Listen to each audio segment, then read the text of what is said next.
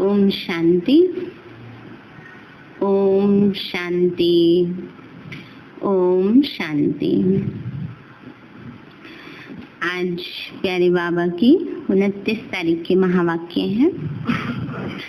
बाबा बोले, मीठे बच्चे, जैसे बाबा प्यार का सागर है, उनके जैसा प्यार दुनिया में कोई कर नहीं सकता।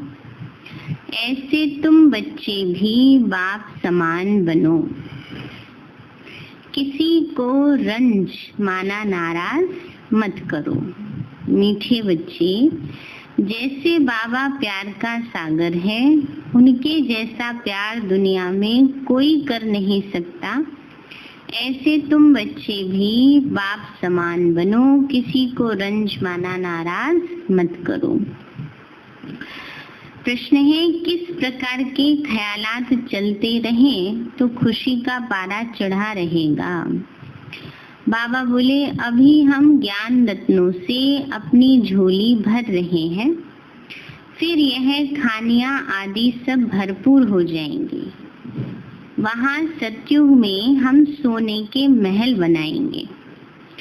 हमारा यह ब्राह्मण कुल उत्तम कुल है। बाबा कहते हैं, बच्चे क्या क्या याद आए तो खुशी रहेगी कि अभी हम ज्ञान रत्नों से झोली भर रहे हैं, फिर सारी सतयुग में सारी खानियां भरपूर हो जाएंगी, हम सोने के महलों में रहेंगे, कपड़े भी सोने के तारों से सिले हुए होंगे, है ना। आजकल जो बहुत रिच होते हैं उनके कपड़ों में सोने के तार की कढ़ाई होती है, तो सतयुग में तो सभी के सोने के वस्त्र होंगे ऐसे सुंदर सुंदर।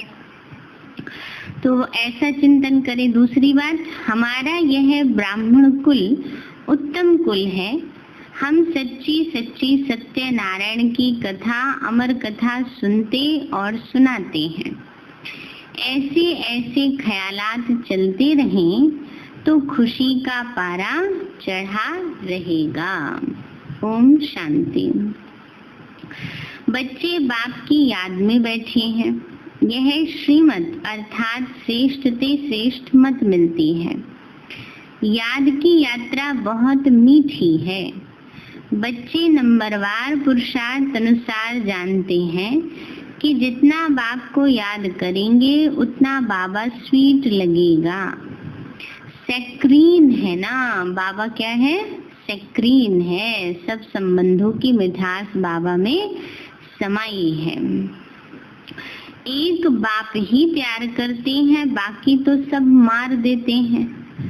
दुनिया सारी एक दो को ठुकराती है ना। भाव ये है कि कोई किसी से किसी को बहुत ज्यादा स्नेह होता है, तो आजकल स्नेह जो है वो किस में बदल गया? एक्सपेक्टेशन में बदल गया है। तो इसलिए बाबा कहते हैं फिर एक दूसरे की एक्सपेक्टेशन पूरी नहीं कर पाते हैं तो दुख होता है।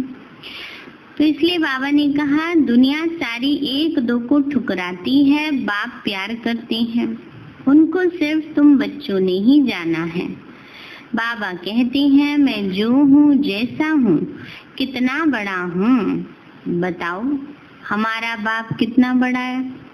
अब स्थूल में तो कोई बड़ा नहीं है ना, तो ज्योति बिंदु है, लेकिन अनलिमिटेड है ना। इसलिए उसकी महिमा क्या करते हैं? सागर से करते हैं। सागर को शाही बनाओ, जंगल को कलम बनाओ। तो बाबा ने पूछा आज कि बताओ हमारा बाप कितना बड़ा है। तो कहते हैं बिंदी है, और तो कोई जानते नहीं। बच्चे भी घड़ी घड़ी भूल जाते हैं। कहते हैं भक्ति मार्ग में तो बड़े बड़े चित्रों की पूजा करते थे। अब बिंदी को कैसे याद करें? तो बिंदी बिंदी को ही याद करेगी ना। आत्मा जानती है हम बिंदी हैं, हमारा बाप भी ऐसे ही है। आत्मा ही प्रेसिडेंट है, आत्मा ही नौकर है। पार्ट तो आत्मा ही बजाती है। बाप है सबसे स्वीट। सब याद करते हैं पतित पावन, दुख हरता सुख करता आओ। तो अब तुम बच्चों को यह निश्चय है कि हम जिसको बिंदी कहते हैं वह बहुत सूक्ष्म है। परंतु महिमा कितनी भारी है ना। है तो बिंदी ज्योति बिंदु परमात्मा, परंतु महिमा कितनी भारी है। भले महिमा गाते भी हैं, ज्ञान का सागर, शांति का सागर, परंतु समझते नहीं कि वह कैसे आकर सुख देते हैं। मीठे मीठे चिल्ड्रन हर एक समझ सकते हैं कौन कौन कितना श्रीमत पर चलते हैं। श्रीमत मिलती है सर्विस करने की। बहुत मनुष्य बीमार रोगी हैं, बहुत हैं जो हेल्दी भी हैं। भारतवासी जानते हैं सतयुग में आयु बहुत बड़ी, एवरेज 125 वर्ष 150 वर्ष की थी। तो हर एक अपनी फुल आयु पूरी करते हैं ना। बाबा ने कहा यहाँ तो बहुत रोगी हैं, बीमार हैं, कुछ हेल्दी भी हैं, पर सतयुग में तो बहुत अच्छी रीति रहती, तन स्वस्थ भी रहता है और आयु भी लंबी होती है। यह तो बिल्कुल ही छीछी दुनिया है जो बाकी थोड़ा समय ही है। मनुष्य बड़ी बड़ी धर्मशालाएं आदि अभी तक बनाते रहते हैं, जानते ही नहीं हैं यह बाकी कितना समय होगी। मंदिर आदि बनाते हैं, लाखों रुपया खर्चा करते हैं, उनकी आयु बाकी कितना समय होगी ना। बाबा ने कहा मंदिर आदि बनाते हैं, कितना धन आदि खर्चा करते हैं, तो बाबा ने कहा उसकी आयु कितनी होगी। तुम बच्चे जानते हो यह तो टूटे की टूटे। तुमको बाबा मकान आदि बनाने के लिए कभी मना नहीं करते हैं। तुम अपने ही घर के कमरे में हॉस्पिटल कम यूनिवर्सिटी बनाओ। बाबा कहते हैं बच्चे, कई बार कई लोग कह देते हैं अच्छा आप तो कहते हो विनाश होने वाला है, तो फिर आप भी मकान आदि सब क्यों बना रहे हो। अरे जब तक विनाश नहीं हो जाता तब तक तो रहेंगे ना किसी घर में, तो इससे तो सब विनाश ही हो जाएगा। इससे तो जितने दिन रहना है उतने दिन अच्छे से रहे। मकान अगर धन है, मकान बनाने योग्य है, तो बना बनू के आराम से रहे ना। तो इसलिए बाबा कहते हैं बच्चे, इसलिए बाबा मकान बनाने की मना नहीं करते कि कम से कम सफल तो हो जाएगा ना वो, वरना अंत में तो सब चला ही जाना है, सब खत्म ही हो जाना है। तो बाबा कहते हैं बच्चे, तो तुम अपने ही घर में एक कमरे में हॉस्पिटल कम यूनिवर्सिटी बनाओ, बिगर कोई खर्चा। हेल्थ वेल्थ हैप्पीनेस 21 जन्मों के लिए लेना है इस नॉलेज से। यह भी समझाया है तुमको सुख बहुत मिलता है। जब तमो प्रधान बने तब जास्ती दुख होता है। जितना जितना तमो प्रधान बनते जाएंगे उतना दुनिया में दुख अशांति बढ़ती जाएगी। मनुष्य बहुत दुखी होंगे, फिर जय जयकार हो जाएगी।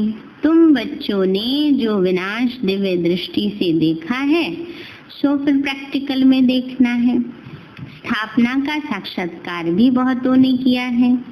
छोटी बच्चियां बहुत साक्षात्कार करती थी। ज्ञान तो कुछ भी नहीं था। पुरानी दुनिया का विनाश भी जरूर होना है न। शुरू में क्या था, साक्षात्कार ही होता था। जो भी आते थे सत्संग में बाबा के पास बस बैठते थे, ओम की ध्वनि करते थे और साक्षात्कारों में खो जाते थे। उस समय ज्ञान नहीं था। तो पुरानी दुनिया का विनाश भी जरूर होना है। तुम बच्चे जानते हो बाप ही आकर स्वर्ग का वर्षा देते हैं, परंतु बच्चों को फिर पुरुषार्थ करना है ऊंचा पद पाने का। तुम बच्चों को बाप बैठ यह सब बातें समझाते हैं, वह थोड़े ही जानते हैं कि बाकी थोड़ा समय है। बाबा कहते हैं मैं हूँ दाता, मैं तुमको देने आया हूँ। मनुष्य कहते हैं पहले पावन, मनुष्य कहते हैं हे पतित पावन आओ, आकर हमको पावन बनाओ। तो बाबा कहते पहले तुम कितने समझदार थे, सतो प्रधान थे, अभी तो तमो प्रधान बन पड़े हो। तुम्हारी बुद्धि में भी अब आया है आगे थोड़े ही समझते थे। बाबा ने कहा तुम्हें भी अभी समझ में आया है, पहले कहाँ समझते थे, बस सब बातों का ज्ञान ही नहीं था। दुनिया की तरह ये कहते थे हाँ भगवान तो कण कण में है, 84 लाख योनियां लेता है मनुष्य में। तो बाबा कहते हैं बच्चे आगे थोड़े ही समझते थे कि हम विश्व पर राज्य करते थे, तुम विश्व के मालिक थे, फिर जरूर बनेंगे। हिस्ट्री ज्योग्राफी रिपीट होगी।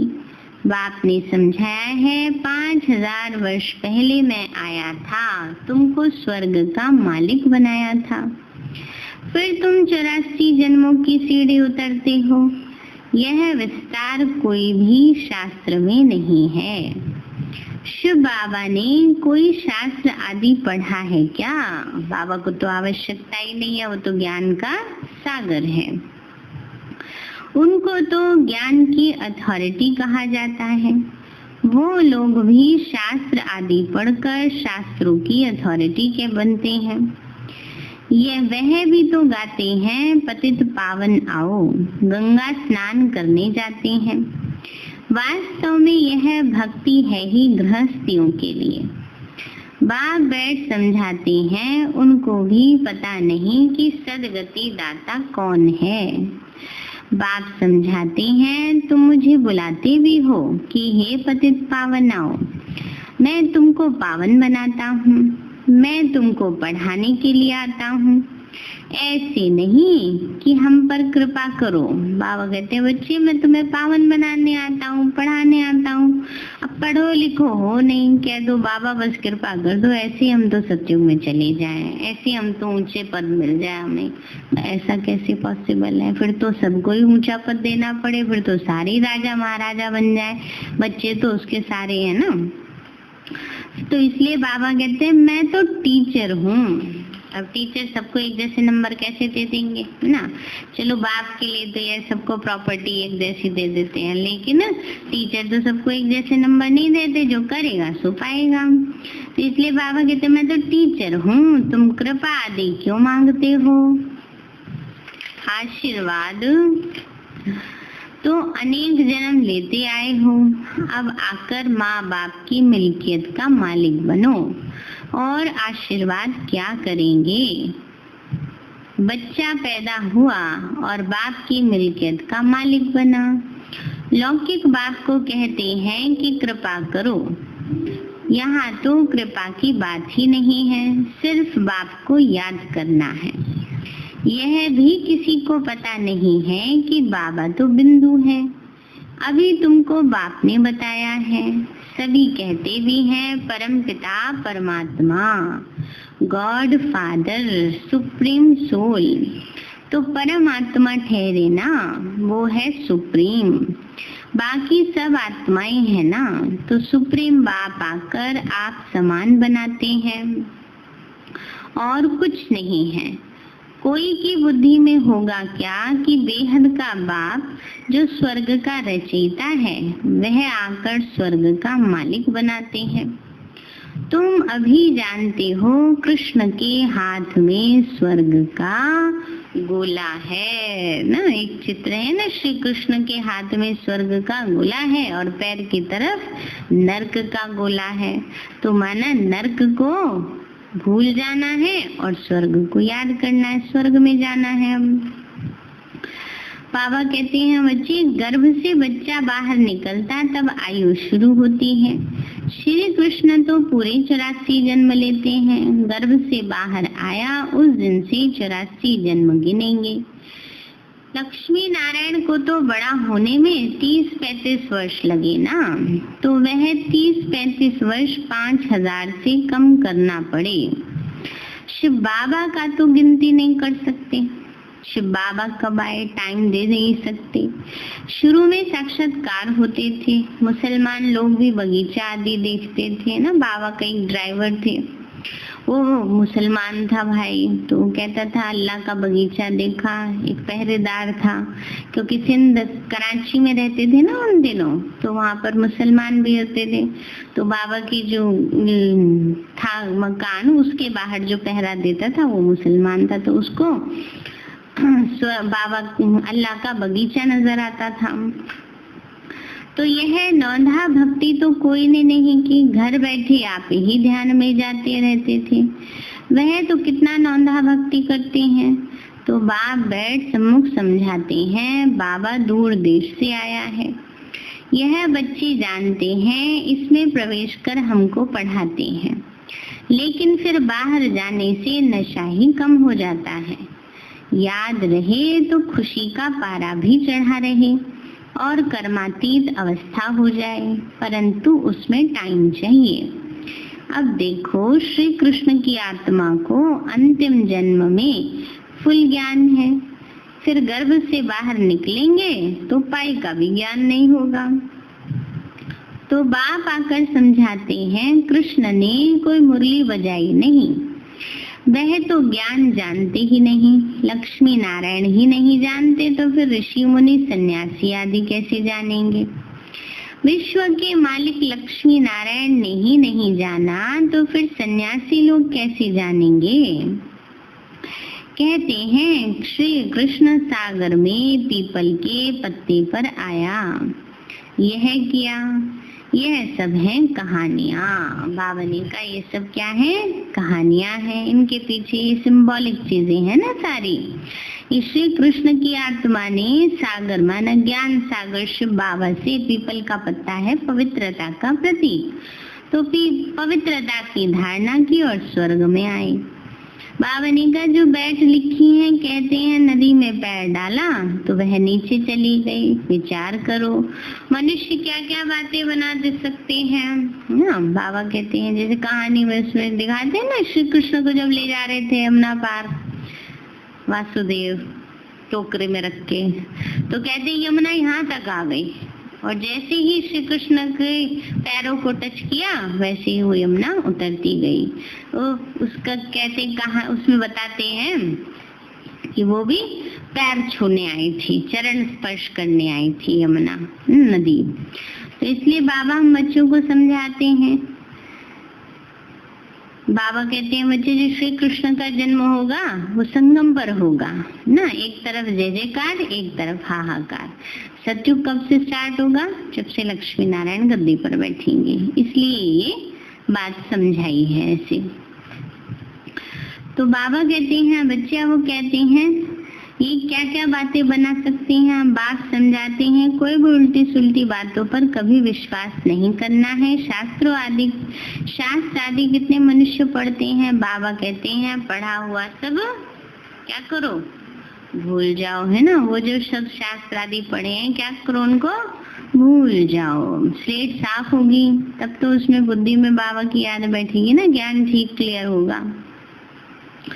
बुद्धि रूपी स्लेट पर पहले बहुत सारा कुछ लिखा हुआ है, अब बाबा कहते उसको भूलोगे तभी तो नई बातें समझ में आएंगी। इस देह को भी भूल जाओ, आत्मा ही एक शरीर छोड़ फिर दूसरा लेकर पाठ बजाती है, भिन्न भिन्न नाम रूप देश चोला पहनकर। अब बाबा कहते हैं छीछी वस्त्र है, आत्मा और शरीर दोनों पतित हैं, आत्मा को ही श्याम और सुंदर कहा जाता है। आत्मा पवित्र थी तो सुंदर थी, फिर काम चिता पर बैठने से काले बने हैं। अब फिर बाप ज्ञान चिता पर बिठाते हैं, पतित पावन बाप कहते हैं मुझे याद करो तो ये खाद ही निकल जाएगी। आत्मा में ही खाद पड़ती है। कलयुग अंत में तुम गरीब हो, वहाँ सतयुग में फिर तुम सोने के महल बनाएंगे। वंडर है, यहाँ हीरो का देखो कितना मान है, वहाँ तो पत्थरों मिसल होते हैं। अभी तुम बाप से ज्ञान रत्नों से की झोली भर रहे हो। लिखा हुआ है सागर से रत्नों की थालियां भरकर ले आते हैं। सागर से जितना भी चाहिए उतना लो, खानियां ही भरतू हो जाती हैं। तुमने साक्षात्कार किया है, माया मच्छंदर का भी खेल दिखाते हैं। उसने देखा सोने की ईंट पड़ी है, ले जाता हूँ। साक्षात्कार हुआ कि ऊपर स्वर्ग में तो बहुत ढेर सोना ही सोना है, सोने के महल है, सोने की ईंटें पड़ी हैं। सोचा नीचे तो बड़ी कमी पड़ी हुई है, उठा के ले चलता हूँ, किसी को दान कर दूंगा, किसी का भला हो जाएगा, है ना। तो माया मच्छंदर एक सन्यासी दिखाए हैं। तो लेके आए तो जैसे साक्षात्कार पूरा हुआ, नीचे आए तो कुछ भी नहीं, है ना। तो साक्षात्कार वाली चीज थोड़ी कोई रहती है। तो बाबा ने कहा इसलिए साक्षात्कार किया, ये माया मच्छिंदर का खेल दिखाते हैं। उसने देखा सोने की ईंट पड़ी है, ले जाता हूँ, नीचे आया तो कुछ भी नहीं, वहां तो सोने की ईंटों के महल बनाएंगे। ऐसे ऐसे ख्यालात आने चाहिए तो खुशी का पारा चढ़े। बाप का परिचय देना है। शिव बाबा 5000 वर्ष पहले भी आया था, यह किसी को भी पता नहीं है, अब जानते हो। 5000 वर्ष पहले आकर तुमको राजयोग सिखाया था, कल्प कल्प तुमको ही सिखाएंगे। जो जो आकर ब्राह्मण बनेंगे वह फिर देवता बनेंगे। विराट रूप भी बनाते हैं, उसमें ब्राह्मणों की चोटी गुम कर दी है। ब्राह्मणों का कुल बहुत उत्तम गाया जाता है, वो है जिस्मानी, तुम हो रूहानी। तुम सच्ची सच्ची कथा सुनाते हो, यही सत्यनारायण की कथा अमर कथा है। तुमको अमर कथा सुनाए अमर बना रहे हैं, यह मृत्यु लोक खत्म होना है। शिव बाबा कहते हैं मैं तुमको लेने आया हूँ। कितनी ढेर आत्माएं होंगी? बाबा कहते हैं 1-2 को नहीं, सबको ले जाऊंगा। कितनी ढेर आत्माएं हैं। आत्मा वापस घर में जाती तो कोई आवाज थोड़ी होता है। मधुमक्खियों का झुंड जाता है तो कितना आवाज होता है। रानी के पिछाड़ी मधुमक्खियां सब भागती हैं, तो उनकी आपस में कितनी एकता है। भ्रमरी का भी मिसाल यहाँ का ही है। तो तुम मनुष्य से देवता बना देते हो, है ना। बाबा कहते हैं जैसे भ्रमरी कीड़े को भौरा बना देती है भूं भूं करके, ऐसे ही बाबा कहते हैं तुम भी ज्ञान दे करके मनुष्य को देवता बना देते हो। पतितों को तुम ज्ञान की भूं भूं करते हो तो पावन विश्व का मालिक बन जाते हैं।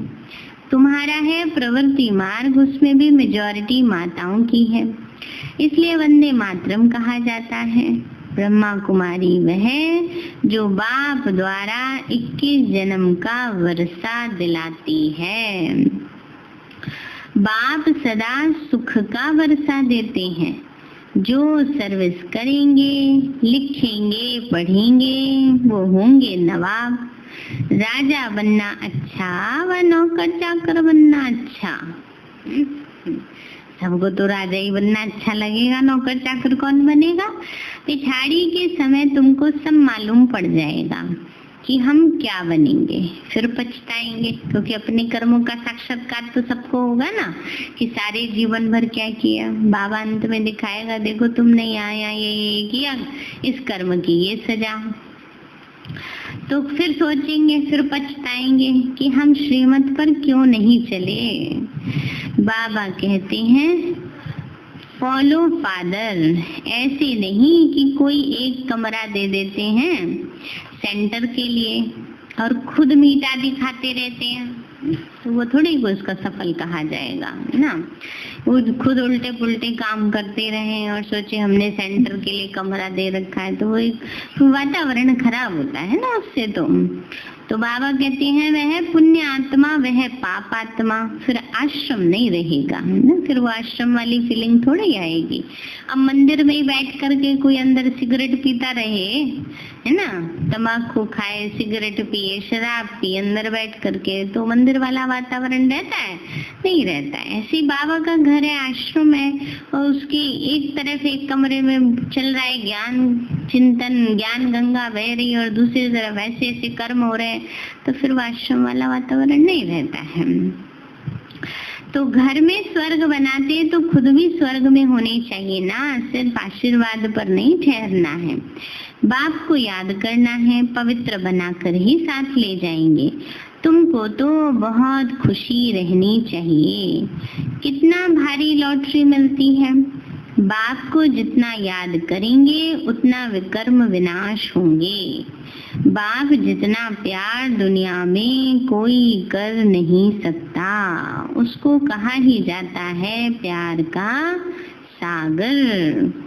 तो मैं भी ऐसे बनूं। अगर किसी को दुख दिया, नाराज किया तो नाराज रंज होकर मरेंगे, परंतु सुख भी मर्यादा पूर्वक देना है। ऐसे नहीं कि तुम मेरे लिए झूठ बोल दो, तुम मेरे लिए गलत काम कर दो तो मैं तुमसे सदा खुश रहूं। वो थोड़े भगवान को नाराज करके और इंसान को खुश करना वो कोई समझदारी नहीं है। श्रीमत प्रमाण सबको सुख दो। श्रीमत के अनुसार अगर कोई गलत कार्य करने के लिए कहे तो भले नाराज हो ना। तो इसीलिए ये भी नहीं कि बाबा ही कहता है ना किसी को नाराज नहीं करना, इसलिए हमने ऐसा कह दिया इसके कहने से। ये थोड़ा ही होता है। पाप कर्म तो तुमने किया, फल कौन भोगने जाएगा, है ना। इसलिए बाबा हम बच्चों को ये भी समझाने देते हैं, क्योंकि कई जो है बस एक लाइन पकड़ लेते हैं, लेकिन बाबा ने उसके पीछे की भी तो राज समझाए हैं ना। ये बाबा ही तो कहता है ना सबसे प्यार करो, प्यार के सागर बनो। तो दैहिक प्यार में फंस जाते हैं। ये थोड़ा ही बाबा कह रहा है दैहिक प्यार में फंस जाओ, बुद्धि देह में फंसाए रखो। ये तो नहीं कह रहा ना। तो हर बात के लिए बाबा ने श्रीमत भी दी है, नियम मर्यादाएं भी हम बच्चों को सिखाई हुई हैं।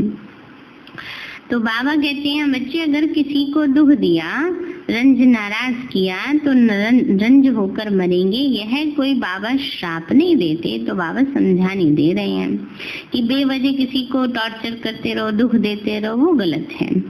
समझाते हैं सुख दो तो सुखी होंगे, सबको प्यार करो, बाबा भी प्यार का सागर है। अच्छा मीठे मीठे सिक्के लदे बच्चों प्रति माता पिता प्यार और गुड मॉर्निंग। रूहानी बाप की रूहानी बच्चों को नमस्ते। रूहानी हम बच्चों की रूहानी माता पिता बाप दादा नमस्ते नमस्ते नमस्ते बाबा नमस्ते। धारणा के लिए मुख्य सार है किसी भी उल्टी सुल्टी बात पर विश्वास नहीं करना है। जो भी उल्टा पढ़ा है उसे भूल और शरीरी बनने का अभ्यास करना है। दूसरा है सिर्फ आशीर्वाद पर नहीं चलना है, स्वयं को पवित्र बनाना है। बाप को हर कदम में फॉलो करना है, किसी को भी दुख नहीं देना, नाराज नहीं करना है। वरदान दिया बाबा ने, हर संकल्प और कर्म में सिद्धि अर्थात सफलता प्राप्त करने वाले संपूर्ण मूर्त भव। बाबा बोले संकल्पों की सिद्धि तब प्राप्त होगी जब समर्थ संकल्पों की रचना करेंगे। जो अधिक संकल्पों की रचना करते हैं वह उनकी पालना नहीं कर पाते हैं। बहुत सारे संकल्प चलाते रहते हैं तो कर कुछ नहीं पाते। सोचे ये करेंगे ये करेंगे ये करेंगे, करने का टाइम आता है तो आधे के आधे भी नहीं हो पाते पूरे।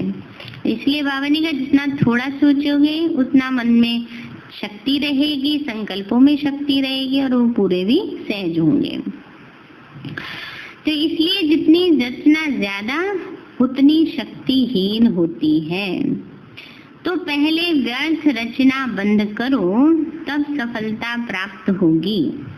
और कर्मों में सफलता प्राप्त करने की युक्ति है कर्म करने से पहले आदि मध्य और अंत को जानकर फिर कर्म करो।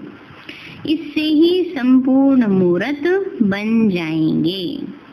स्लोगन है समय पर दुख और धोखे से बचकर सफल होने वाला ही ज्ञानी माना समझदार है। समय पर दुख और धोखे से बचकर, है ना। ये पता है इस बात के रिजल्ट में दुख ही मिलना है, दुनियावी बातों में धोखा ही मिलना है। तो बाबा ने कहा समय पर अगर हम उससे बच जाते हैं तो वही क्या है, समझदार है, ज्ञानी है।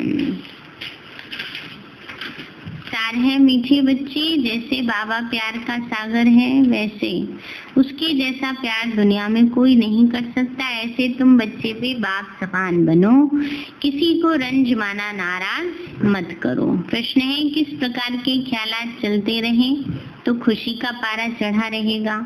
बाबा बोले अभी हम ज्ञान रत्नों से अपनी झोली भर रहे हैं, फिर खानियां आदि भरपूर हो जाएंगी।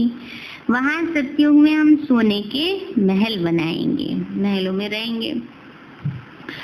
दूसरा, हमारा यह ब्राह्मण कुल उत्तम कुल है। हम सच्ची सच्ची सत्यनारायण की कथा, अमर कथा सुनते और सुनाते हैं। ऐसे ऐसे ख्यालात चलते रहें तो खुशी का पारा चढ़ा रहेगा। अच्छा, ओम शांति।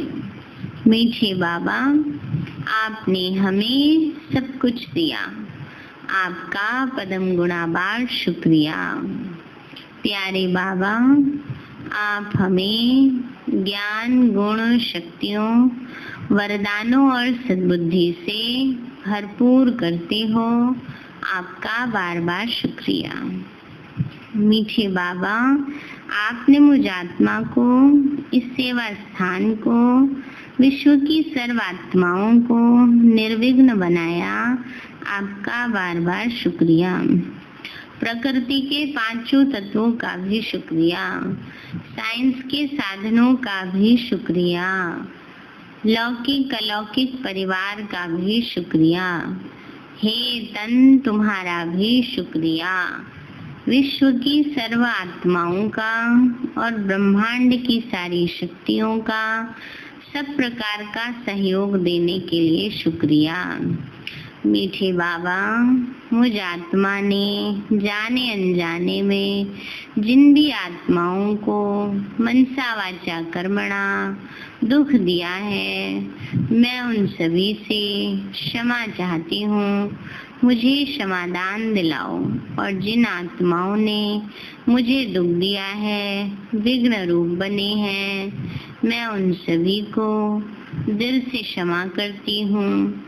सबका कल्याण हो, सबको सुख शांति सद्बुद्धि मिले और बाबा के सेंटर की सेवाएं खूब बढ़ती रहे। शिव बाबा से सारी शक्तियां मुझ आत्मा में समा रही हैं, पूरे शरीर में फैल रही हैं, पूरे घर में फैल रही हैं, पूरे देश पूरी दुनिया में फैल रही हैं।